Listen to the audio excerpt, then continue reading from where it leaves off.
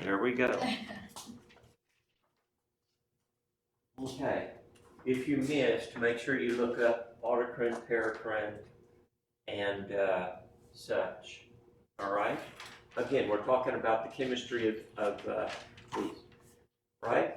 Yeah. If you remember too, let's talk a little bit more about the amino acid-based hormones. You remember we talked about G proteins,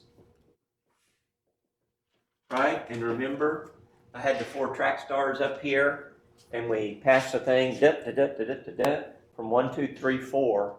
So that hormone will attach to the cell membrane, and that will influence another chemical, and influence another chemical, and influence another. It's a cascade, and then you will get your result that you want, right? In contrast, the steroid hormones, right? The steroid hormones are fat-based cholesterol, right? And those, right? Those, because what is this made out of? Phospholipids, right? Right? Cholesterol is a lipid. I say fat. It's really more complicated than that, but that's the simplest thing, right? Since this is fat and the edge of this is fat, right? Yes? Oil and oil mix. Oil and water do not mix, but oil and oil mix. So those cholesterol-based hormones, guess what they do? They go straight through to the nucleus, right? And tell the nucleus, start cranking out this protein. Yes? Because they're fat-based, okay? My example of that is a lot of the men, as we age, as we get older, our testosterone goes lower and lower. It happens, right? And such, okay? So they're popping up all over the country, these low T centers, right? Where men, they go have their cholesterol tested, right? And it's very common. Sometimes I'll give them the shot in the fanny, but it's also very common. They'll give them the cream, and they squeeze the cream on the back of their hand, and they'll do that. And it'll be absorbed, boom, right through their skin, right? Because testosterone is based on cholesterol. It's fat soluble, right? Oh, by the way, so is estrogen. There's very little difference. Chemically, they're very similar, testosterone and estrogen, by the way. But anyway, okay. So my point being is the steroid hormones go straight through to the nucleus. And these amino acid based will attach here, and then this to this to this to this, and then you get your effect and such, right? As a general rule, simple amino acids derived to complex proteins, and the steroids are synthesized from cholesterol, right? The gonadal and adrenocortical hormones are steroids, right? Gonadal meaning relating to the gonads, the testosterone and the estrogen, and adrenocortical right, we're going to talk about that in a minute, right? This is the cortex of the adrenal gland. Here's the kidney right here. Adrenal gland kind of shaped like that, sitting on top of it. The outer part's the cortex, and the inner part is the medulla. And this is where you get your epinephrine and norepinephrine right there, right? The neural part of the gland, okay?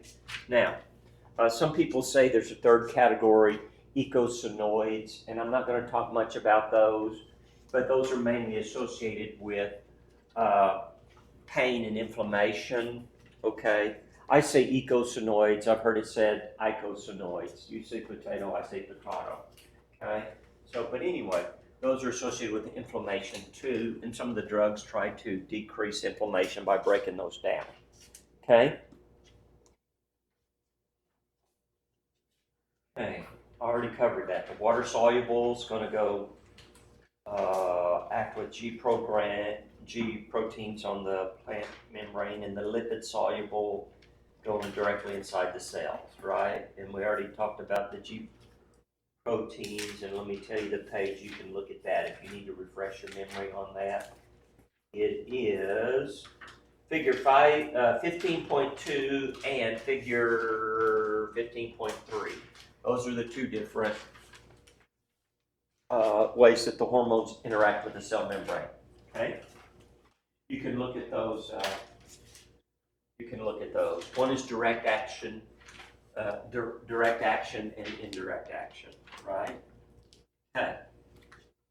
Now, let's talk about the receptors, because the receptor is like the key, pardon me, the receptor is like the lock, and the hormone that hooks onto it is like the key to the lock that opens it up and gets it going, right?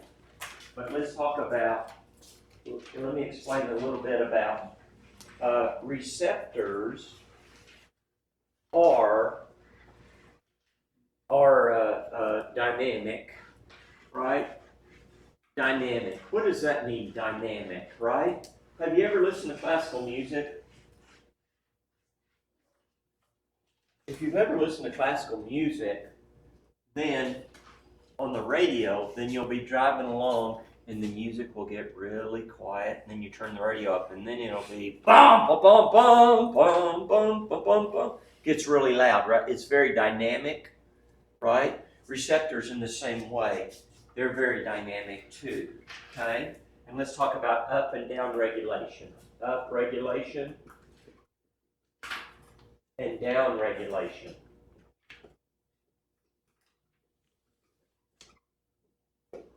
Okay?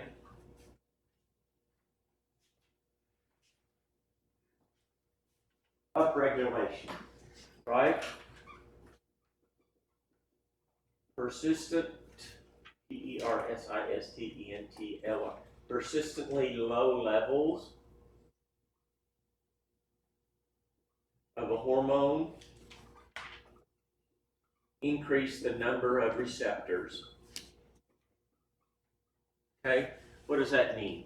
That means if I'm low in a particular hormone, then my body, it wants to grab every molecule of that hormone. So the amount of receptors will go up, okay? The amount of receptors will go up because it wants to catch every molecule of that hormone, okay? Now, the opposite of that being down regulation, okay? This is the one that I really like to talk about, okay? Down regulation, okay? Meaning this. If you have excess hormone or a large amount of hormone, in time, your body is going to make adjustments and quit paying attention to that hormone nearly so much. Okay? And let me explain. I told a story before about how the next door neighbor, 5 times a day, he would come knocking on the door. And after a period of time, I just quit answering the door, right? Because he's always there. He's always knocking on the door. Can Will come out and play? Right? Over and over again. So basically, I quit paying attention when if I saw, oh, it's Greg again, right? In the same way,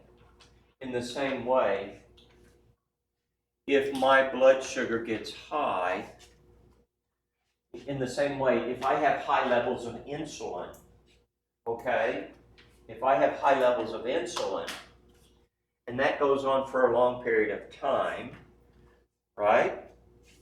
Then what will happen is that my insulin receptors will downregulate, okay?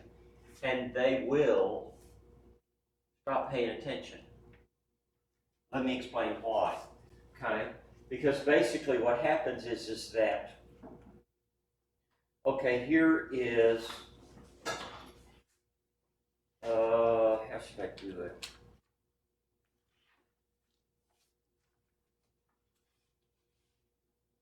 Okay, say that's 100 blood sugar, yes? I was taught 80 to 120, now they decreased it to 80 to 110 or something, but anyway. Okay, so when I eat a meal, insulin goes up if I have carbohydrates, and then after a short amount of time, it comes back down and it levels out, right? Yeah. And if they want to check my fasting blood sugar, then they say, don't eat anything after midnight, and you go up there at 8 o'clock in the morning and they draw your blood, and it should be, hopefully, 90, 92. If you get to 100, they say that's pre-diabetic, right? Okay. However, people when they're, however, in order to keep this blood sugar, let's say here to here is normal. However, to keep the average blood sugar in this area, many people, their beta cells of their pancreas secrete more and more insulin. And so what happens if you graft their insulin over the years, then let's do a different graph. If you graft their insulin over the years, then what happens is gradually it goes up, up, up, up, up, right? Because what is happening is their receptors are becoming downregulated because of all the sugar, all the carbs that are being broken down. And our body is very good for many, many years. It takes about 15 years, okay? And my blood sugar will be normal for 15 years. But in order to keep my blood sugar normal, I will have to secrete more and more and more and more and more insulin. Eventually, I reach a point where the beta cells get burnt out. They just can't produce enough insulin to keep the blood sugar normal. And when that happens, guess what happens to my blood sugar, right? It starts running like that. And what is this called, by the way? Type 2. Type 2 diabetes, right? This area, this 10 to 15 year period is called a long silent scream, because your pancreas is going, no, no, I can't keep working this hard, I can't keep working this hard, right? And the trouble is, too, the medical guys, they only take the fasting blood sugar, and the fasting blood sugar may be normal, but the amount of insulin may be very high.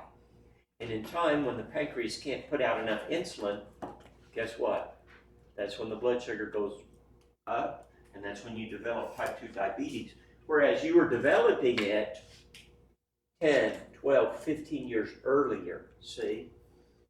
So I believe in time what's going to happen is the medical doctors that are coming out now will be taught this, and eventually they're not just going to do, oh yeah, you're under 100, you're good, you're fine, or oh, you're 102, you're just a little high. In time, they're going to check your insulin levels, not just your blood sugar levels. Because blood sugar levels do not tell them what your insulin levels are, okay? Right? All the guys that are out now were not taught this, right? But we've actually known this since the 70s. Dr. Joseph Kraft, MD, he did all these studies where he gave them, I think it's 75 grams of sugar, and then he plotted how much insulin they made and such. Anyway, we've known that for years and years and years. So, but anyway, eventually the medical doctors will all be taught this, and they may look at your fasting blood sugar, but they're really going to pay attention to your insulin, because they know if your insulin's high, even though your blood sugar is normal, you're headed for type 2 diabetes. That's what's going to happen, okay? We have, right now, we have a medical emergency going on with the amount of people developing type 2 diabetes right now, yes? And so the amount of people that have type 2 diabetes now is doubled or tripled since I was in high school. Oh, by the way, what happened when I was getting out of high school? They gave us this freaking food pyramid, right? And on the bottom, what did they say? 11 servings of carbs, right? Pasta, bread, all that stuff, right? And so what happened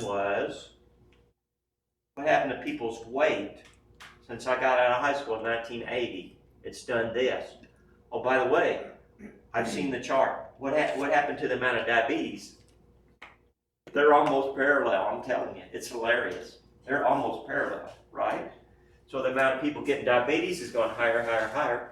The amount of people gaining weight. So is it the chicken or the egg? It doesn't matter to me, right? But anyway, so downregulation. These receptors are not paying attention anymore, okay? And that could happen to any hormone in the body. In time, the body's going to make adjustments and not pay attention. Or if the hormone levels are really low, they'll go up. They'll be upregulated. But anyway, yeah, this is a catastrophe for our society, but it's slowly getting going to get changed, right? Yes. Anyway, yeah, but it's a shame. I don't want people to get type 2 diabetes. It's a terrible disease. They lose toes and ankles and limbs. Men become impotent, and it's just a terrible, awful disease.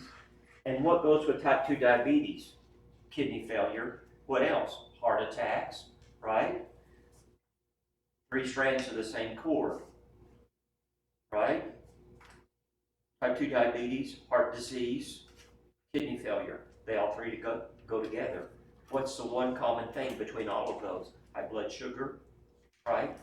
Type 2 diabetes that developed, right? And such. Okay? There are many factors. There are genetic factors. There's also what your weight is. Do you get regular exercise? What your weight is. And there are also genetic factors, right? Who has more type 2 diabetes? Which ethnic group? Okay, it's a very good guess. They're number 2. Who's number 1? Native Americans. Okay, Native Americans are way up there too, yes? Black people have the highest rate of diabetes than Hispanics. And the amount of Native Americans are so small. But I'm going to split hairs, right? I'm a Native American. I was born in America. My ancestors for the last 300 years were born in America, right? Yes, so I'm a Native American. So I don't like that term at all because I'm a Native American, right? You're a Native American too. And you're a Native American, right? Yes, Miss Dawn, I can really tell she's a Native American. No. No, I really am. Really? Okay, okay. But anyway, so certain groups need to be especial. And the reason I make harp on type 2 diabetes is because I have a lot of Hispanic students. I have some black students. I don't want you to get a disease. I don't want your husband to get a disease and have a heart attack when he's 65 years old. You see what I'm saying? So if you learn about it, maybe you'll influence your whole family not to develop a disease, right? Because that's what it's going to take. But anyway, okay, sorry, I got off on a tangent. But it's a big deal because it's a terrible disease and I don't want people to get it and such, okay? Oh, by the way, another side note, yes? Guess what cancer thrives on? Sugar, glucose, right? If you have a breast tumor, guess what? In that breast tumor, it has been found there are 10 times as many insulin receptors as in normal breast tissue. 10 times as much, right? Because cancer thrives on sugar, right? And such. And so we're going to have a whole chapter on part of that and mention that, yes? So, high sugar diet, and when I say sugar, I should say carbohydrates. But it's a little bit more complicated because if you eat a green salad and it has fiber, those are carbohydrates too, but they don't shoot your blood sugar up, right? And so simple sugars, processed food, that's what I'm talking about when I use that term, too many carbs. But anyway, isn't that interesting? Breast cancer, 10 times as many insulin receptors for glucose, right? Okay. Control of hormone release, right? It's a negative feedback mechanism, way back to chapter 1, right? Internal or external stimulus to trigger the hormone secretion. Okay? Now, there's a lovely diagram on page 525. Endocrine gland stimuli, right? Page, figure 15.4. You must write these down and know these. And study that diagram, 15.4, okay? 3 ways. Number 1, humoral, right? Humoral has to do with nutrients or ions. Nutrients or ions, right? if my blood calcium goes low, right, blood calcium being an ion, if my blood calcium goes low, then that's going to stimulate my parathyroids to crank out parathyroid hormone, and that's going to stimulate the osteoclasts to crank up the blood calcium, okay? Or what about this? I eat a huge meal, right, and that's going to stimulate the receptors in my stomach to secrete hormones, right? So humoral is the first one, Humoral. 2, neural. Neural is the one we all realize. That's when you fight or flight. Scared. Yes? That is the fight or flight hormone, the epinephrine, norepinephrine, or adrenaline, noradrenaline, whatever you want to say, right? So that's pretty easy. That's neural, and that's the one we talked about, this almost instant, boom, comes on suddenly, okay? Yes? And number 3, hormonal. In just a minute, we're going to talk all about the pituitary, the master gland, and the pituitary secretes certain glands, right? Pituitary secretes thyroid stimulating hormone, which stimulates the thyroid to make T3 and T4, okay? Thyroxine triiodo, say that 3 times real fast, thyroxine, okay? So one hormone stimulates the other hormone, okay? So it can be coming from a hormone, it can be coming from neural stimulation, as in I got scared or something, or it can be coming from ions or such, okay? So make sure you get that, okay? Now,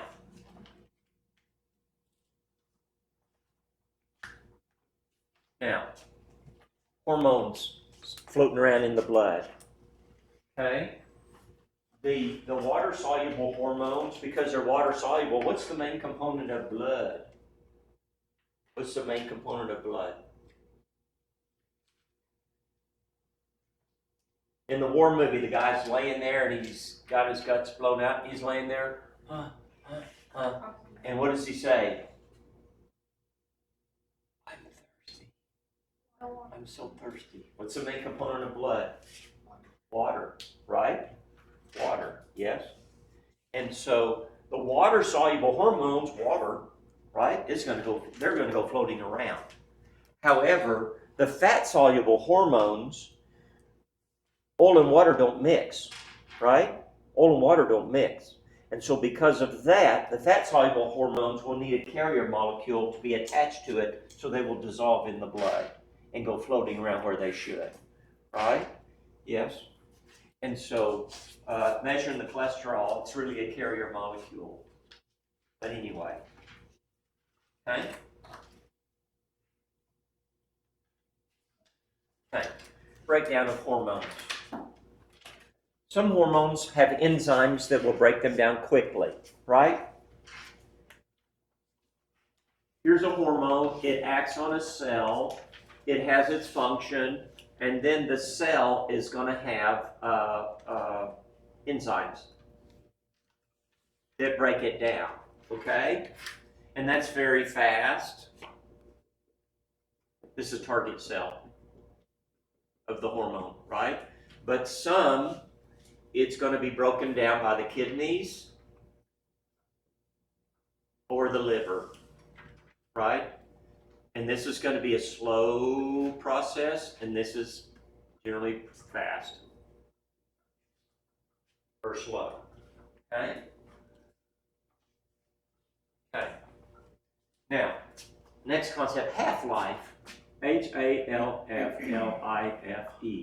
right? Half-life, okay?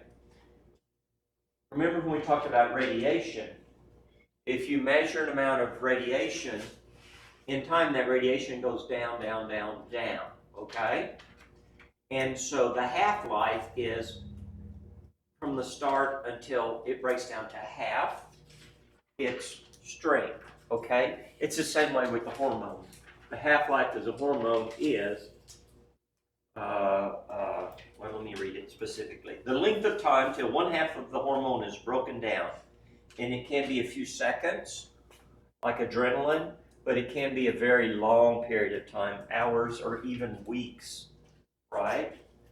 Again, if I have COPD and my kidneys are struggling to keep my electrolytes, my sodium and my potassium right, that can go on for weeks and weeks and weeks, okay? And again, the ones that are water soluble have the quickest half-life, and the ones that are fat soluble, it's much longer, okay? If I give you a shot of testosterone in the fanny, that's going to last a lot longer than one of the water soluble hormones, okay? Now, let's talk about interaction. Okay, interaction. I-N-T-E-R-A-C-T-I-O. Interaction of hormones, okay? The interaction at target cells.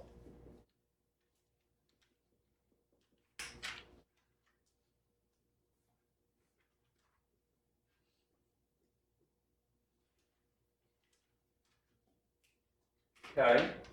Number one, permissiveness. What does it mean to be permissive?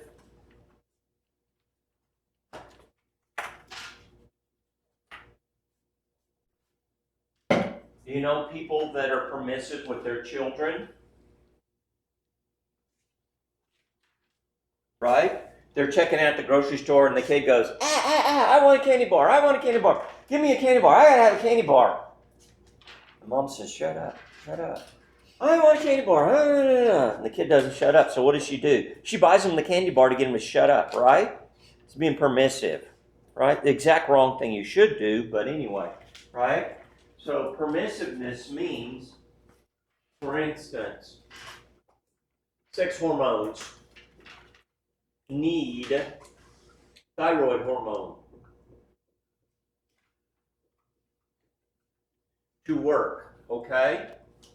The sex hormones, right? You got to have thyroid hormone. Thyroid hormone that's going to affect every cell in your body. And you got to have thyroid hormone in order for the sex hormones to work, okay? Think about this. Real case I'm talking about, okay? A child growing up and his thyroid's not working, okay? And if his thyroid's not working, guess what? He's going to be small. He's not going to grow. He's not going to be big and stout. And what's going to happen is he's going to have very, very delayed puberty, onset of puberty, okay? Because the thyroid's got to be working for the sex hormones to work, okay? One permits the other to work, okay? Permissiveness. Okay? Number two, synergism. S-Y-N-E-R-G-I-S-M. Synergism, right? Okay? Okay? That is when two hormones do very similar things or basically the same thing, okay? My example here is going to be epinephrine and glucagon, right? Epinephrine and glucagon. Both of those are going to increase the BS, the blood sugar, right? So think about this. Think about this. You get in a very stressful situation, you get scared, and then epinephrine comes on, right? And this is the fight or flight. So you may need to run from the Indians, right? Excuse me, Native Americans, right? You may need to run, yes? So epinephrine makes your blood sugar go up, okay? Oh, by the way, if my blood sugar gets really low, guess what? Glucagon, because the glucose is all gone, right? Glucagon raises blood glucose, right? It tells the liver, hey, liver, crank out some sugar, man. Come on, we need sugar, right? And so these hormones basically both raise the blood sugar, raise the BS, right? Okay? And so they work synergistically, yes? Right? If guys are working on the same project, right? My son's an electrical worker, yes? You have different crews of men, but they're all working on the electrical system of that building to get it installed, right? And they're working synergistically. And one guy may be working on one part of it, but another guy's working on the other part. And when this guy's done, he's going to tie on to this guy what he's done, and the building's going to work. Electrical's going to work, see? So synergism, when two things work together, yes, and such, okay? If you lift weights, your muscles are going to hypertrophy. But if you really work at it hard and you take some of that whey protein, right, that they produce right out here at the cheese plant, guess what? Your muscles are going to hypertrophy faster. That's been shown, right? So they act synergistically, okay? Now, antagonism, A-N-T-A-G-O-N-I-S-M, antagonism, right? Yes. Here's my example for this. I do a lot of these in this chapter, right? Insulin, glucagon, G-L-U-C-A-G-O-N, right? Insulin, what does it do to the blood sugar? When insulin comes on, the blood sugar goes down with the BS. Oh, by the way, what is glucagon? You'll hear me say this 100 times, forgive me. Glucagon, because the glucose is all gone, it raises the blood sugar because the glucose is all gone, right? They are antagonistic, yes? Right? Anybody in here have a little brother that's annoying, that's antagonistic? Yes? I'm just saying, because I got one 4 years younger than me. But anyway, yeah, he's an engineer too. And engineers are the worst, right? But anyway, okay? Insulin, glucagon, they have exact opposite effects. Yes? Right? They have the exact opposite, so they work in antagonism. Opposite, right? Okay? So, hormones. One hormone can allow the other to work. You got to have one for the other to work. Two hormones can work together to have the same effect, or they can be opposites, right? Remember, when we talked about that homeostasis, it's a balance. It's not all one or the other, right? It's a balance between the two to keep us at homeostasis, yes? And these two will do this at different times, right? If I don't eat for long periods of time, glucagon goes up. If I eat a bunch and I eat a bunch of carbs, insulin's going to go way up, glucagon's going to go way down. See, they work. That's why I draw the teeter-totter. Okay, I do that a lot with those. Okay? Okay. Now, there's a phrase that I learned that I really like from Dr. Jason Fung, MD. You can look him up. He's a kidney specialist, and he treats diabetes with fasting and with a low-carb diet. And his story is he got fed up with, he's a Canadian, I think he's from Toronto. He just got fed up with, he said, I treated all these people that had kidney disease, and they were all type 2 diabetic, and I gave them medicine to help them. And then in time, I gave them more medicine. Then in time, I gave them more medicine, and then they died. And so he started treating them more with diet, which is the best way to treat diet, sometimes augmented with medicine. But anyway, he calls these counter-regulatory, C-O-U-N-T-E-R, counter-regulatory hormones. I like that phrase because it makes sense to me. Counter-regulatory. They're regulating homeostasis, and they're working opposites in order to keep us in that proper range that we should be. Yes? Okay? Okay. All right. Bear with me 1 second. We're going to talk all about the pituitary. The pituitary is a master gland, and it's very interesting to me. It's very interesting to me, the pituitary. My father-in-law, who I've talked about many times, he had a pituitary tumor, and we'll talk about that. And a young lady at church that I know, she was having all kinds of headaches and high blood pressure, and she's a little bitty skinny lady, and you don't normally think of someone like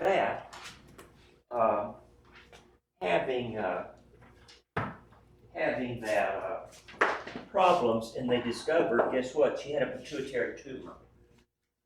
Okay?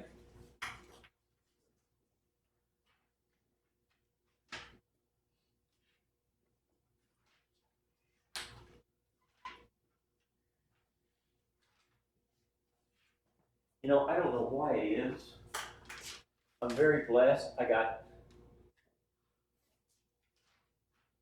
some talents at certain things, and I got 0 in the art department. I don't know why, and I feel sorry for my folks who spent all that money on art lessons. That's what they got. My poor folks. Golly. But anyway, okay. Pituitary. This is a lateral view, right? Mid-sagittal, lateral view, yes, of the pituitary, the master hormone. And it's called the master hormone because there are just so many hormones associated with it, okay? And we're going to talk about, it's actually 2 different ones, the adeno and the neuro hypophysis, okay? And we're going to talk about that. So I'm going to draw a big,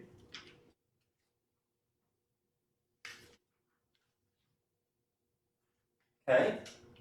Now, this is anterior, A-N-T-E-R-I-O-R, and this is the posterior, P-O-S-T-E-R-I-O-R,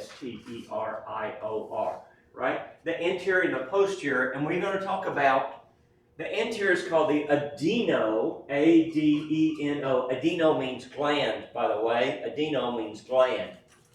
The adenohypophysis, right? And the posterior is the neuro, N-E-U-R-O-H-Y-P-O-P-H-Y-S-I-S. The neurohypophysis, okay? This is the front, it's bigger, this is the back, okay? Now, what we're going to do is, and folks, this whole chapter is hormones, and you must know your hormones, and you must know what they do. I can't make it plainer than that, okay? The Hesse test, there are like 5 different versions. In one version, tons of hormone questions. You must know every hormone that we're going to talk about and what it does. It's just very simple, okay? There's no ifs, ands, or buts. I can't be plainer, okay? I can't be plainer. Got to know the hormones, okay? So, we're going to talk about the 2 hormones. There's only 2 from the posterior, and then we'll talk about the ones from the front, okay? Okay. O-X-Y.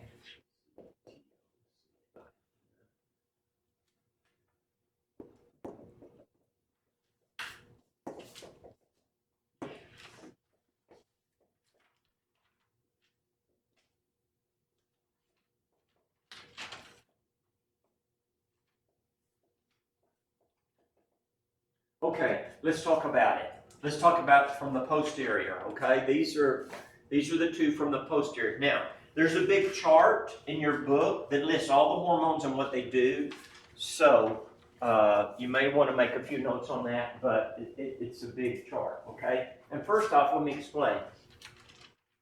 Here's the pituitary, and guess what's right here?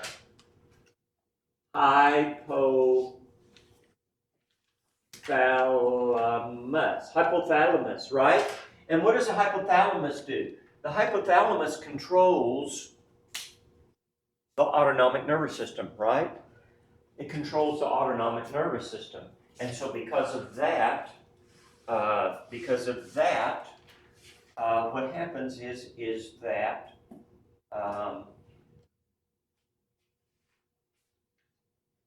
the posterior pituitary, it's called neuro meaning you have cells up here in the hypothalamus, right, that control the autonomic nervous system, and they make a hormone, and the hormones come down the stalk. This is called the infundibulum, I believe, right, in here, and then they are released from the posterior pituitary. And it's called the neurohypophysis because this is part of your brain.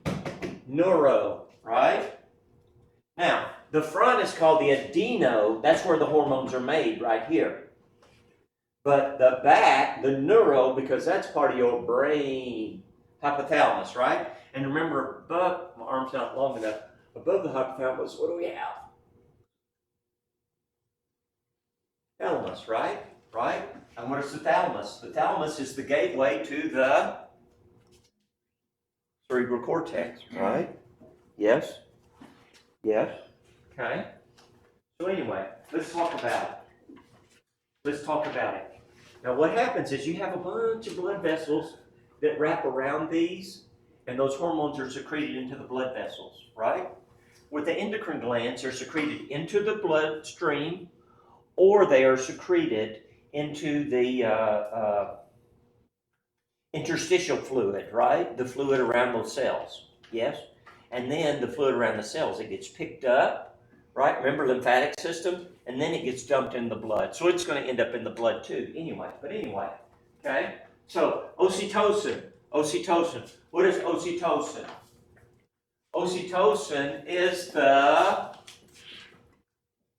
cuddle hormone. It is the bonding hormone. Oxytocin makes the uterus go squeeze, so the baby wants to come out, right? Yes, squeeze that baby out. That's what oxytocin does.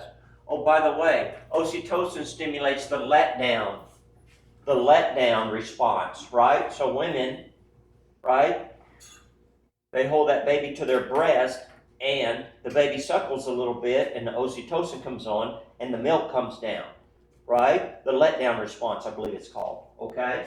So oxytocin, yes, right? Yes? So your boyfriend gives you that big hug, and guess what goes up? Oxytocin, right? Okay? It's the bonding, it's the cuddle, it's the hormone. Now, oh, by the way, we take this and we make a drug, or we stimulate this, or simulate it, we make a drug, right? And what is that called, by the way? Anybody work in the hospital? Especially around labor and delivery, what's that called? Oxycontin. No, Oxycontin's a painkiller. It's a other. No, it's Pitocin, Pitocin, right? And the ladies that work in labor and delivery, they don't even say Pitocin. They say, increase, Dr. So-and-so said, increase their pit drip, right? Because he's got a golf game and he wants that baby on the ground so he can go play golf, right? So give him some more Pitocin, squeeze that uterus so baby comes out, right? Yes, that's the way it works, because oxytocin causes the uterus to contract, and it gets very high when you're having a baby, okay? Now I'll tell you a funny story. 2 summers ago, I rode my motorcycle up to the Canadian border, and getting real close to the border, I stopped in Kalispell, Montana, and I went in the Subway to get a sandwich, and there's a store there, and the name of the store is Oxytocin. So I asked the Subway guy, hey, what's up with that, you know? He goes, oh, it's a hormone. I said, yeah, actually, I know that, you know. And he said, oh, well, you know, they go in there and they get these hormone shots, and it's supposed to revitalize you, make you strong, and blah, blah, blah, and this and that. Anyway, I was like, but anyway, that's so funny. The guy's like, oh, it's a hormone. That's what it is. And I'm like, really? Of course, I got my motorcycle suit on, and I haven't had a bath in 4 days, and, you know, my hair's all greasy, and I'm sure he thinks that I'm a, you know, construction worker or something. But anyway, I said, yeah, no, I know what the hormone is, trust me. But anyway, okay, oxytocin, right? Again, oxytocin, the hug hormone, the cuddle hormone, the bonding hormone, the squeeze the uterus hormone, the let down, right, response for feed that baby, right? And again, just out of curiosity, see Pitocin, it sounds like oxytocin, by the way. That's the drug in labor and delivery that they use a ton of, and will increase it to get the contractions to get more and more so you have that baby, right? And again, the labor and delivery nurses, it's they say, Dr. So-and-so said increase their pit drip. They don't even say Pitocin, they just say pit. But anyway, okay? All right, now, next one, ADH, anti-diuretic hormone. Anti-diuretic hormone. What do diuretics do, people? What do they make you do? They make you go pee, right? That's what a diuretic does. Diuresis means urination, or producing fluid and getting it out, right? So, anti-diuretic hormone, ADH, and again on the test it'll say ADH because I'm not telling you the answer to the question in the question, right? Anti-diuretic hormone. What does it do? It helps us from dehydrating.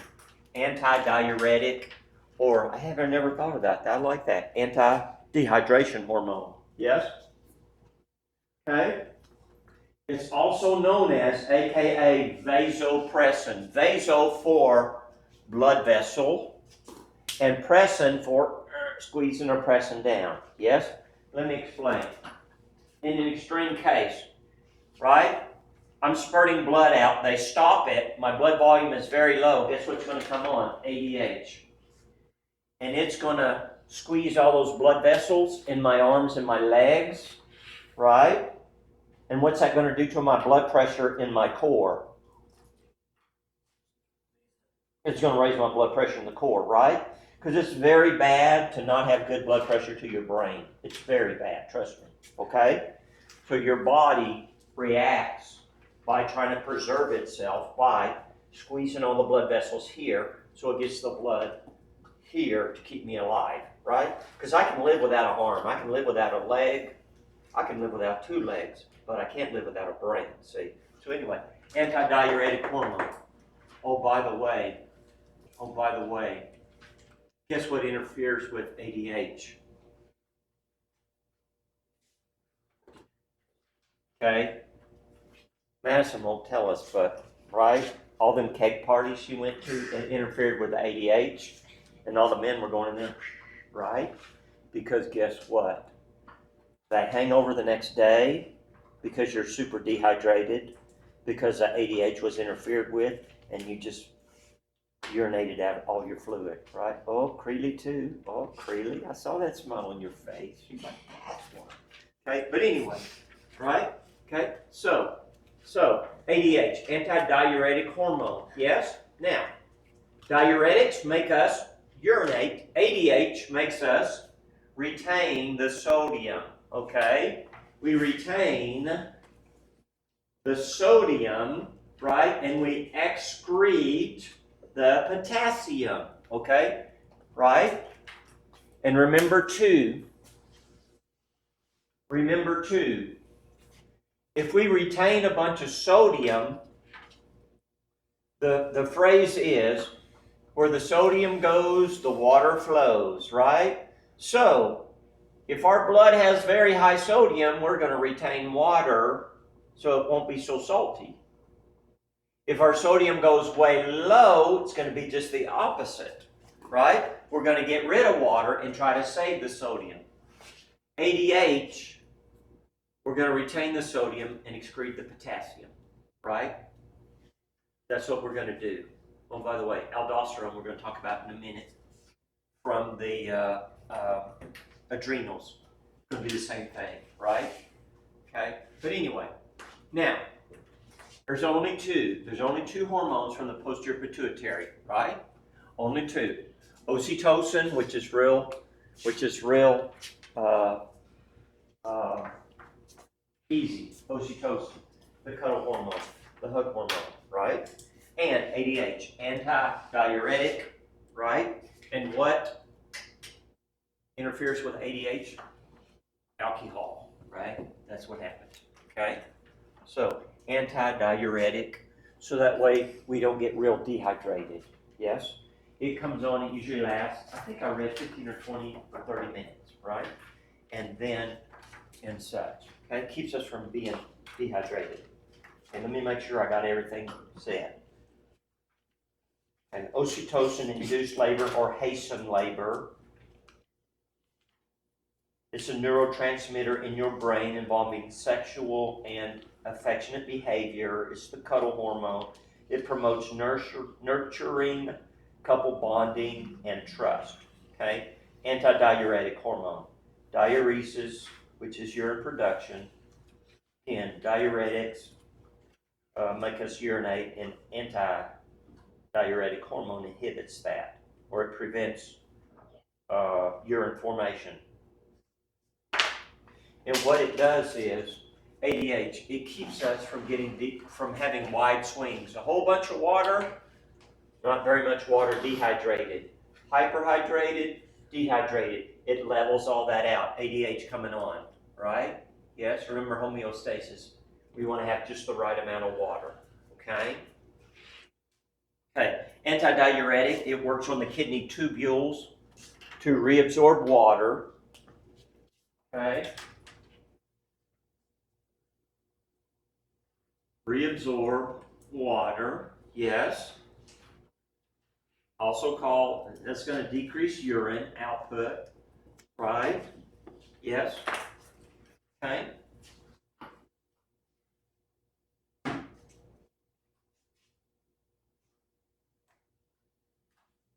Okay.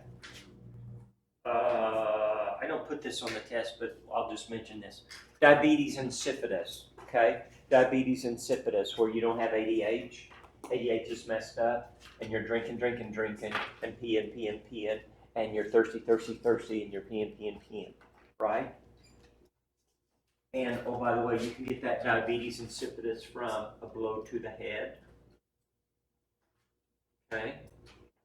Or a surgery, anesthesia, after anesthesia, okay? So, anyway, okay?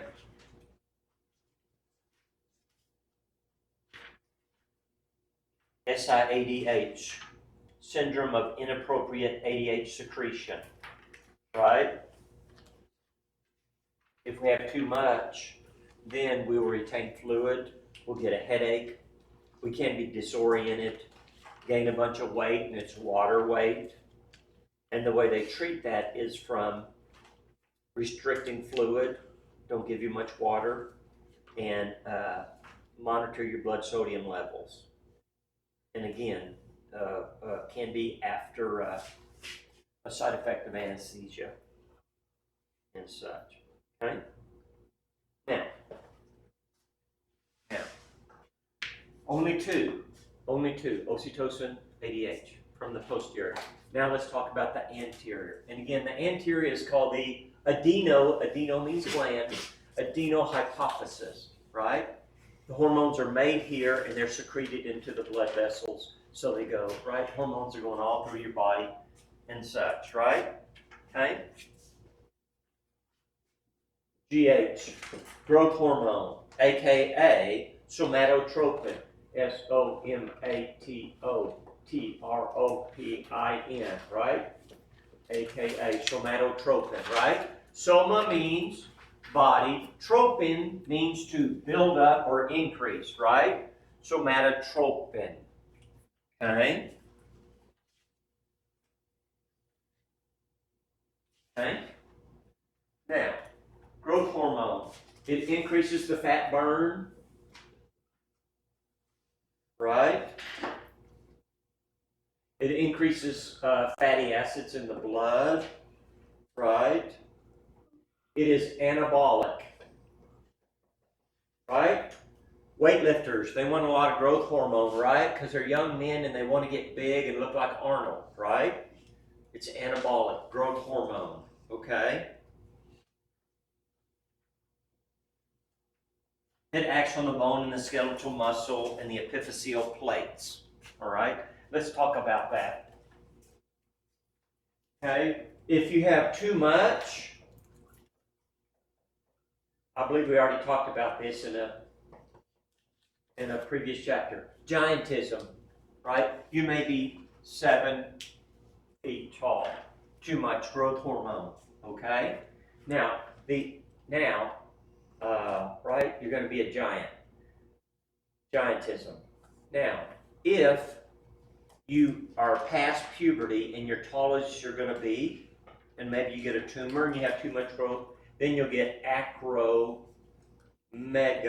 Acromegaly meaning your knuckles and your hands will get huge, and your chin will get huge, and your face will get a distinctive look to it. Because the epiphyseal plates, remember the epiphyseal plates on the end of the long bones, They're already closed, so you're not going to be really tall, but your hands will get big and your face will get big. And if you've ever seen someone, I have a patient like this, huge hands, and as older, remember certain parts of our face, certain bones in our face grow our whole life, right? Yes, and get bigger, bigger, bigger. Yes, and that's why the old guy, you see him, he has the big jaw, because that's been growing for 80 years. Yes, okay. But anyway, now, if you don't have enough, you get dwarfism, D-W-A-R-F-I-S-M, dwarfism, okay? Now, 4th of July was my 35th wedding anniversary, and we stayed at the fancy hotel across from the ballpark in Amarillo, right? And there was a little lady, and I saw her, and I told the wife, that lady's a dwarf. And you could tell because, number one, she was so short in stature, but number two, there are different forms of dwarfism, but it's very common. If you looked at her spine did that, almost. They have a very distinct, really big curve here, and this sacrum almost sticks out like that. They have a very, right? In a normal person, the sacrum's going to do that, but in a dwarf, the sacrum's almost going to do that. They just have this angle right here that is very acute. And she was very, very short, and she had that ankle. And of course, that, not to be crude, that made her gluteal region look large, right? Because it was sticking out like that, yes? And I told the wife, that lady's. My wife goes, wow, I knew there was something. I didn't know she was about this tall. I'm serious. Yes. Yes. And then she goes to the ice machine and takes all the ice and puts it in a big cooler so nobody else could have ice. Pissed me off. Right? Some people are so selfish and rude. Yes, they don't ever think about anybody else might like a glass of ice for their drink. But anyway, yeah. Lady, 3 blocks, there's a convenience store. Go buy a sack of ice. Come on. But anyway, okay, right? Typical though, not caring about anybody else. But anyway, it's anabolic. Yes, growth hormone is anabolic to build you up. You have growth hormone. That's what the bodybuilders want, right? And that's another reason that the bodybuilders, a lot of times, they eat some carbs before they work out because they want their insulin to go up, because insulin is anabolic, right? And they want those muscles to be big and strong, okay? Right? But anyway, growth hormone. There's a lovely picture. I think it's, yeah, figure 15.7. Look in your book on figure 15.7. And there's a normal sized lady, and there's a giant, and there's a dwarf. You can see that, okay, what that looks like, okay? Would you show Miss Madison down there your book, okay? Because, I mean, it's just very obvious. You can see. You can see, right? But anyway, and again, don't forget, too, once the epiphyses are closed, then you get acromegaly, okay, acromegaly, right? And if you don't have growth hormone, you can't be a dwarf, right? And again, there are different types of dwarfs, and I won't go into that, but anyway, okay? Hands and feet and face, right? My patient, you should have seen how big the guy's feet were. I mean, just massive, okay? Pituitary dwarfism, less than 4 feet tall, deficiency of growth hormone, okay? Okay. Wow, I wrote a whole bunch for one. Growth hormone. Thyroid stimulating hormone, TSH. Thyroid stimulating hormone, also known as thyrotropin. THYROTROPIN. Thyro for your thyroid. Tropin, does that mean it's going to go up or down? Tropin, tropic. Right? Remember, stat is going to hold it steady or go down, and tropic means to build it up, right? A muscle hypertrophy when it gets big, right? From the same root, tropic, yes? Okay? So, thyroid stimulating hormone. Okay? Thyrotropin, aka thyrotropin, it stimulates normal development of the thyroid. Yes? ACTH. ACTH, I'm not going to write it out. Adrenocorticotropic hormone, ACTH. Okay? Adrenocorticotropic hormone, okay, that is going to stimulate certain hormones from the adrenal glands, right? The adrenal glands secrete 3 different classes of hormones, okay? The glucocorticoids, gluco for sugar, that has to do with sugar metabolism. The mineralocorticoids, right?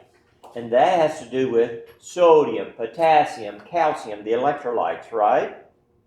And then the gonadotropins, gonado for your gonads, right? That has to do with the sex hormones, right? All 3 of those come from the outer layers of your adrenal gland, okay? And so ACTH is going to stimulate that outer, the cortex, right? It's going to stimulate the glucocorticoids, right? Now, when you're under stress, when you get really sick, those glucocorticoids go up, and your blood sugar may run a little higher, and maybe you got a fever and such, you got an infection or something going on. So, that's part of the glucocorticoids, right? Okay. Now,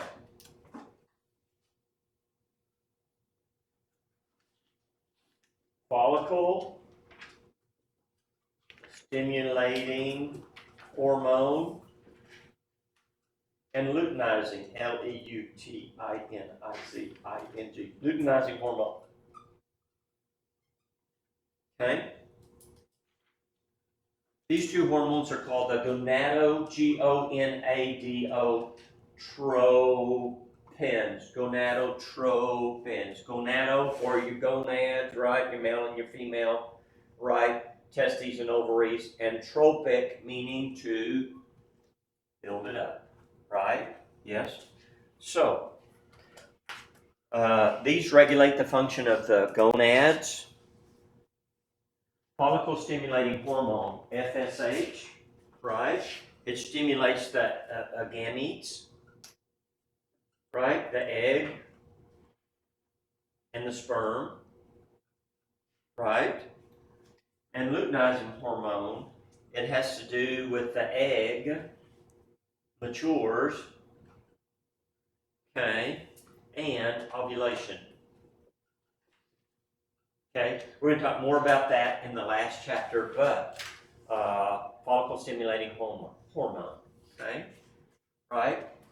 Follicle stimulating hormone, there are cells in the male's testes called, I believe, Leydig cells, and they produce the testosterone, okay? So they're stimulated by FSH, right? Oh, by the way, in a lady, in her ovary, right? Once a month, one of those follicles gets picked out and says, okay, this is your time, right? And that one follicle is going to become dominant, yes? And then at the proper time, usually day number 14, she's going to ovulate, yes? And then she's going to be waiting for the sperm to show up, right? And if it doesn't, then, boom, she'll go through the rest of the cycle and won't get pregnant. But anyway, right? Follicle stimulating hormone, gonadotropin, it makes sense. Luteinizing hormone, the egg matures and you ovulate, okay? We'll do a chart that shows estrogen, progesterone, and luteinizing hormone on it in chapter 26, I think. Yes. Okay. Increased testosterone production. Yes.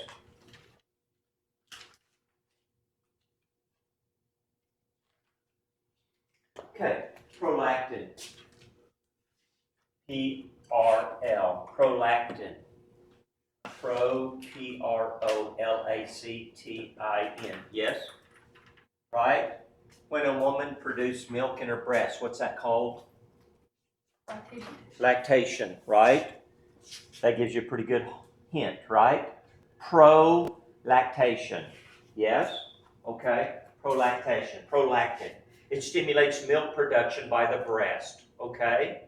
And again, prolactin levels go up when a woman has her cycle. I have been told, I do not know because I am not a woman, that at certain times of the month the breasts feel fuller or more pressure or whatever. Okay? But anyway, you ladies are more expert on that than I am. Right? So, but anyway, that's what I've been told. And that has to do with that prolactin level going up and then coming back down. Okay? Right? Okay.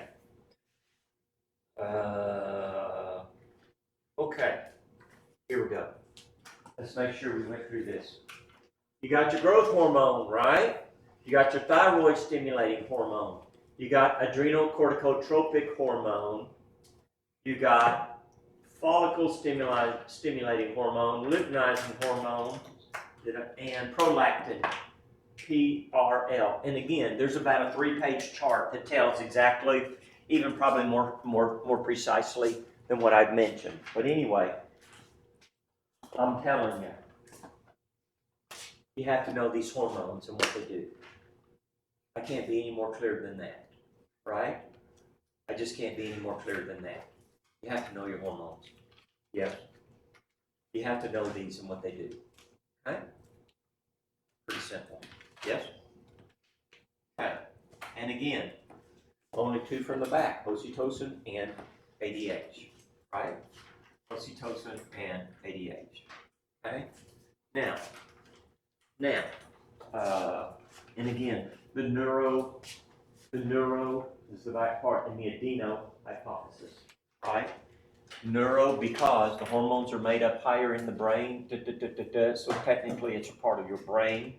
And the adeno per gland, that's where the hormones are made, right there in that anterior pituitary.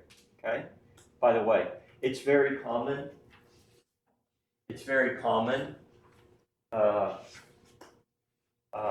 Pardon me.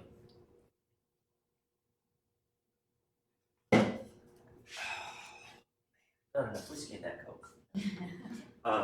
It's very common to have a benign pituitary tumor, right?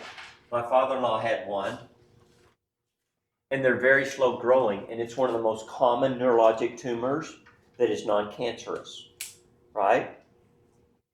And so my father-in-law, he played college basketball. He's this much taller than me. He's 87 years old. He's this much taller than me and about 3 times as big as I am. He's a big dude. I mean, he's a big dude. You know, I remember the first time I met him, my wife says, "Oh, you'll fit in with our family. You're tall. You know, my dad's tall." You know, and I saw him from across the parking lot, and I'm walking up there, and here's this giant of a man, and I'm scrawny, right? He's a big dude. But anyway, played college basketball in the 50s, right? And such.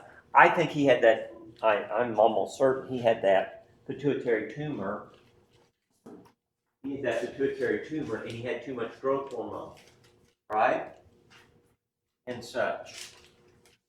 And what happens is it's a very slow growing tumor. And what they do is, okay, you understand in the mouth, the hard palate, the bone, right? And right behind it is the soft palate. If you stick your thumb way back up in there and push up, it's softer, right? There's not bone there, the soft palate. They make a slit, and they reach up there with the hook, right?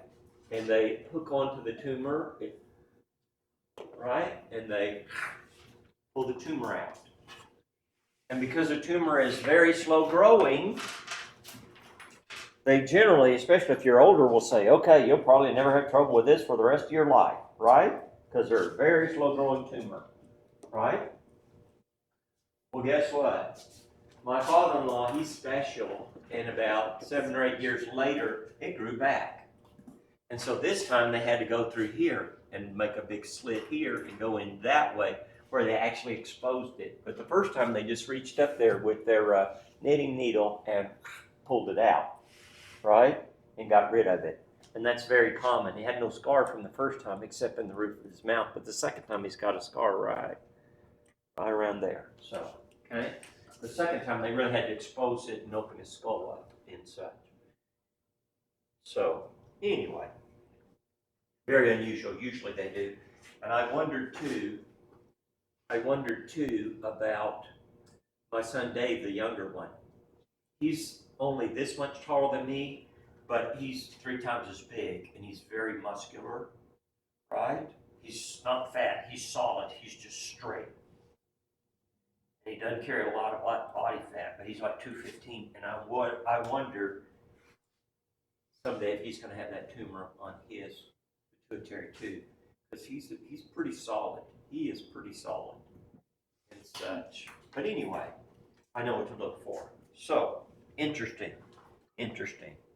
Okay? Now, any questions about the pituitary, the master gland? The master gland. Do I need to say it again? Okay? Any questions about that before we go on to the next one? We'll talk a little bit about the thyroid. No? Okay. Let's talk about the thyroid. Yes? Okay. The thyroid gland. Yes? Thyroid gland looks like this. Right? 2 lobes, one over here, and in the middle, guess what that little part is called? Guess what that little part is called? Okay.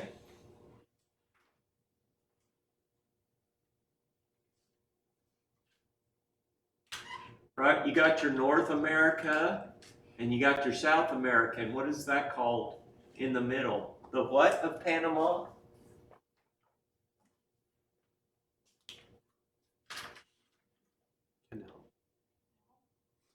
Well, the canal goes across that, but that structure is called the Isthmus of Panama, right? Little bitty skinny between the 2 big continents. Guess what that's called? The Isthmus, by the way, from geography. Okay? So anyway, your 2 lobes, right? The thyroid is the largest pure endocrine gland in the body, okay? Right? Thyroid hormone, okay? Thyroid hormone, T4 and T3, okay? Thyroxine,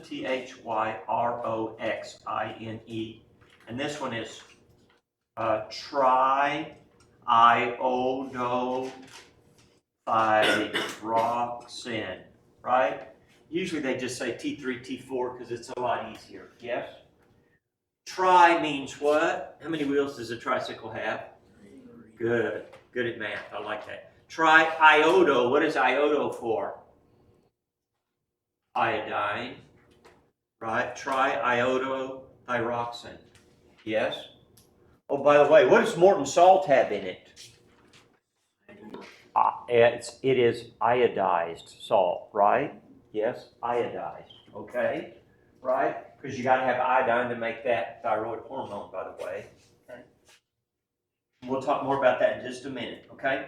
Thyroid hormone affects every cell in the body. It enters the cell's nucleus, and it initiates transcription of the mRNA to make protein synthesis. Okay? Thyroid hormone increases the BMR, right? BMR, basal metabolic rate, right? The basal metabolic rate is all those chemical reactions going on in your body, right? Okay? It regulates, regulates, it regulates growth and development, development, growth and development, right? And it's critical for skeletal and nervous system development, okay?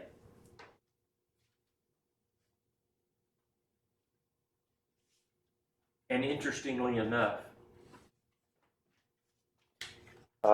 in the next chapter 2, we're going to talk about We already spoke about how the lining of the blood vessels have adrenergic receptors, right? Adrenergic for adrenaline, right? As in epinephrine, right? Remember the catecholamines? Adrenaline, noradrenaline, epinephrine, norepinephrine, right? Okay. And so thyroid has to do with keeping our blood pressure proper. Yes? Okay. Right? I skipped one other thing. Calorogenic, C-A-L-O-R, calorogenic, right? Calorogenic, right? A calorie. We all think about calories for, oh man, I ate 3 burritos and 2 tacos and 1 soft taco, right? I ate too many calories. But actually, a calorie is a measurement of heat. If you burn food, they measured many years ago how much heat it produces. And that is where we get the word calorie from. And what does that mean? That means this. People that have low thyroid, it's very common. They're cold-natured. They carry less body fat. And people that are, myxedema, hypothyroid, right? They gain a bunch of weight, their face gets fat, right? And such. But anyway, okay? Calorogenic effect means producing body heat, basically, right? Okay? Oh, sure enough, next topic. Okay? Next topic, myxedema, M-Y-X-E-D-E-M-A, hypothyroid, okay? I don't like that term myxedema because you got to remember it, but everybody understands hypothyroid, low thyroid, hypothyroid, right? Okay? If you have hypothyroid, you will have a low BMR, low basal metabolic rate, yes? If your BMR is low, what's going to happen to your weight? You're going to gain weight, yes? Okay? Commonly, you feel chilled, right? Yes? Your skin will be thick, dry. Your eyes will get puffy. The face can get fatter and rounder, okay? Edema, you retain fluid. And lethargy. What's lethargy a fancy word for? Lethargic, like tired. Tired. Oh, I'm lethargic, right?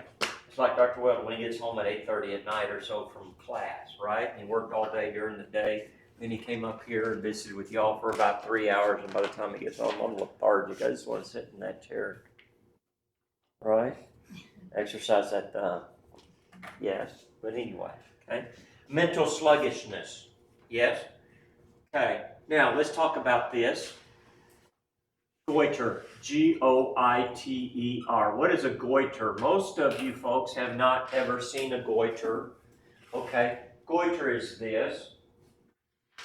Okay, where the lobes of that thyroid swell up and get big, right? And so one of the things I do when I do a physical examination on people is I'll do this and look at their neck and see, are those sticking out? And if I think they are, then I go around behind them, right?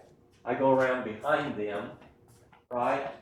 And I will get my hands right here and feel. Is it okay if I touch you? Yeah. Okay.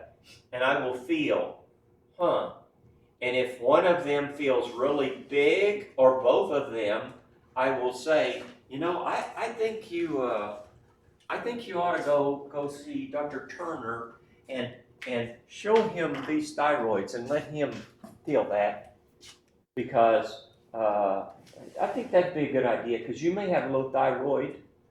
And years ago, I would say, are you tired? Are you run down? Are you real tired in the evenings and this and that? And I would ask that. It's much more common in ladies, by the way. And I would ask that, and every lady, especially if she had small children, said, yeah, I'm just exhausted. See, so Didn't really help me much. But anyway, because every lady said, yeah, I'm so tired. I'm sorry. Anyway, so I tell her, go ahead, Dr. Turner, and show him that, right? Because human relations are very important, yes? So if she walks in there and says, Dr. Turner, you need to check my thyroids, is he probably going to do that? No, he's going to go, hey, wait a minute, I'm the doctor here. I ordered the test. You trying to tell me what to do, right? No. So I learned many years ago, you go in there and you go, and I tell them, you go in there and you say, Dr. Turner or Dr. Herring or whoever, hey, would you look at this? Dr. Wells said you should look at this. What do you think about this? And he's going to know, huh? And then he's going to feel, and then he's going to go, yeah, let's check your thyroid, right? And that makes him feel like he's in charge. Yes, which he is. See? So that way, but anyway, that's good relations. But if you walk in there and tell your medical doctor, you know, do this, do that, that's not going to go over good, right? There are some people, that's their personality, right? And they're experts because they read it on the internet, by the way. Yes, you'll find that. Okay? But anyway, so hypothyroid, but the goiter, years ago, there was a big problem in this country with goiters. What happens is this. When you don't have enough iodine in your diet, you will start making the precursors of these hormones, but you won't have the iodine, so it won't be secreted. So these glands will swell and get bigger, bigger, bigger, bigger. And that is why if you buy iodized salt, like Morton's, it has iodine in it, okay? If this is the United States, and there's Florida down there, right? Texas is right here, yes, right? This part of the U.S., the western part of the U.S., the soil is very low in iodine, and that used to be called the goiter belt years ago. But nowadays, most people use the iodized salt, so we get iodine. Where else do we get iodine from, by the way? From eating what kind of food? Fish. There you go, fish, right? Do people in Dalhart, Texas generally eat a whole bunch of fish? No, if you live on the coast, or Alaska, right? Salmon, you eat a lot of fish. But here in the middle, we don't generally eat a lot of fish, right? And it's really healthy, really good food, really yummy. But we get iodine from that also, okay? But that is why. And realize too, folks, a lot of y'all, I gotta buy Himalayan salt, right? Himalayan salt's not iodized, okay? And oh, by the way, those countries in the Himalaya, the soil is very rocky, and not much topsoil, and guess what they have? Goiters from not enough iodine. It's very common in third world countries like that in the Himalaya. And if you look, there's a picture of a little boy. Just a second, I'll tell you the page. There's a picture of a little boy with a goiter you can see. Yeah, there you go. Figure 15.11, okay? Figure 15.11, he's got a goose egg in his neck, right? Yes, from a goiter. Yes? Okay? From lack of iodine. Okay. Now, hyperthyroid's next, right? Oh, okay. One more thing I want to mention, by the way. If you are a kiddo and you are very, very young, and you don't get enough thyroid, or your thyroid is not functioning, then what will happen is you will be mentally retarded, okay? That is not a pejorative, by the way, yes? I think I've said this before. In music, to retard means to slow down. Music, da-da-da-da. Retard, that's a musical term, right? Means to slow down. So your mental functioning will be slowed down. So if you have a child that his thyroid is not functioning, he will be short and squatty, and they have a particular look about them where their tongue sticks out because they have a lot of fat here and around their face, right? And they're hypothyroid. And if you treat it, then he will develop normal mentally, but not treated, the child will be mentally retarded, okay? His mental progress will be slowed down, okay? And that's called cretinism. Cretinism. And some people say cretin, right? Right? So, if you want to call your friend an idiot in a very nice way, you call him a cretin. Yes? And he won't know what you're talking about. Yes? But that means you're calling him an idiot, right? He's a cretin or a cretin. Cretinism.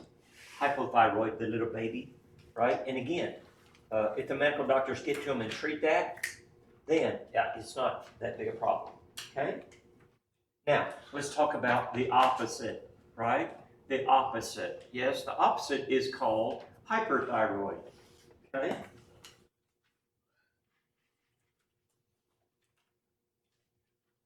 Hyperthyroid. Hyperthyroidism, yes, called Graves' disease, Graves, apostrophe S, Graves' disease, right? Okay, hyperthyroidism, it's an autoimmune where your body attacks itself, right, and makes antibodies against the thyroid, right? Increased metabolic rate, sweating, and people with hyperthyroid. I went to school with a guy, Jimmy Dunlap. He's moving all the time. He's moving all the time, right? Yes. And he was hyperthyroid. And the hallmark of hyperthyroid is ophthalmos. What in the heck is that, right? Ophthalmic relates to your what? Your eyes, okay? So the hallmark of Graves' disease is you get these bulging eyes, you look like a raccoon, right? And so Jimmy, he wore glasses real similar to these, but if you ever saw him take his glasses off and do this, and you looked at him, he had the bulging eyes. I'm serious. You could look at, and the corneas were like sticking out. And so I always remember that. Really nice guy, really smart guy. Ophthalmos, that is a hallmark, right? If I do a physical exam on you and I look at your eyes and you got the bulging eyes, I'm going to think Graves' disease. Yes? Okay. One thing I forgot to mention. The hypothyroid, there are several different forms of it, the most common being Hashimoto's, and the vast majority is women. Women. Much more, okay? Much more with the hypothyroid. But anyway, back to hyperthyroid, yes? Okay, exophthalmos. Frenetic, they're usually not heavy. My friend Jimmy, moving, frenetic, right?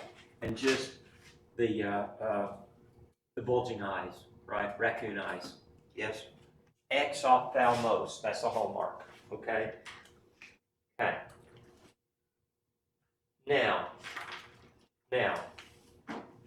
of this thyroid, there are also cells called parafollicular cells, and these parafollicular cells produce calcitones, calcitones, calcitones, right? Okay, let me draw my little diagram here right quick, okay?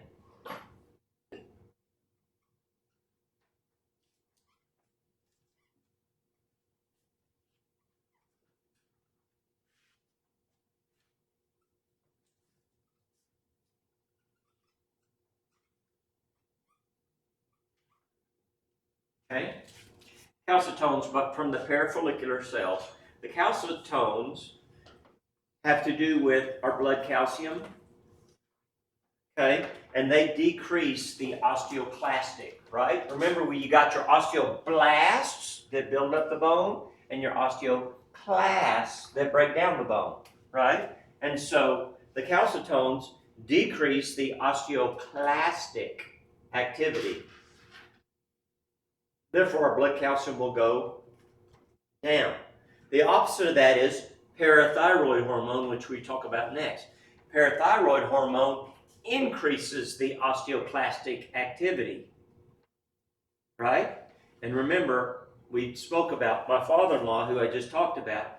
He had a tumor. Guess what? He had a tumor on his parathyroid, one of his parathyroids. Very common. And his blood calcium should be 12 to 20, but it always ran really, really high, right? And his osteoclasts were forever breaking down that bone. And his blood calcium ran high, and guess what he was getting over and over again? The kidney stones, right? Yes? So, by the way, if you have kidney stones over and over and over again, you better get a scan of your neck to make sure you don't have a tumor. And they're benign, but you'll have kidney stones over and over and over again, right? Now, don't get me wrong, there are multiple reasons for kidney stones, but that's one of them, especially if it doesn't run in your family or something. But anyway, okay? Again, these are counter-regulatory hormones, right? You got your calcitone, decrease osteoclastic, okay? So decrease the BC, the blood calcium, and your parathyroid, increase the osteoclast, increase blood calcium, right? Okay. Okay. Now, let's talk about parathyroids. If I looked at the thyroids from behind, posterior view, there's 1, 2, 3, 4 of them, right? And again, this is a posterior view, so there's 4 of them, okay? And they secrete parathyroid. Para means right next to or beside, parathyroid hormone. And the parathyroid hormone helps to keep your blood calcium right, okay? And if your blood calcium gets too low, parathyroid hormone comes on. Parathyroid hormone tells those osteoclasts with a C to break the bone down, and when you break the bone down, boom, goes up, right? Okay. And again, I was talking about my father-in-law. He had hyperparathyroidism. Kind of rare. It's usually a tumor. You get kidney stones over and over and over again. Okay?